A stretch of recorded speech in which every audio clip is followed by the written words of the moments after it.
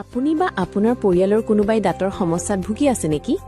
দাঁতৰ বিষ, হালধীয়া দাঁত বা অন্য কোনো দন্তজনিত ৰোগে আপোনাৰ দিনটো অশান্তি কৰি তুলিছে নেকি? যদি হয়, তেন্তে এতিয়া আৰু আপোনাৰ চিন্তাৰ দৰকাৰ নাই।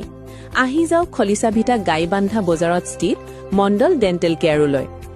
ডক্টৰ ইনামুৰ হাছানৰ তত্বাৱধানত আপুনি ইয়াত পাব দাঁত উঠোৱা, দাঁত লগোৱা, ডেণ্টেল ফিলিং, দাঁত চাফা কৰা আৰু লগতে আছে ডিজিটেল এক্স-ৰেৰ লগতে অত্যাধুনিক সুবিধা।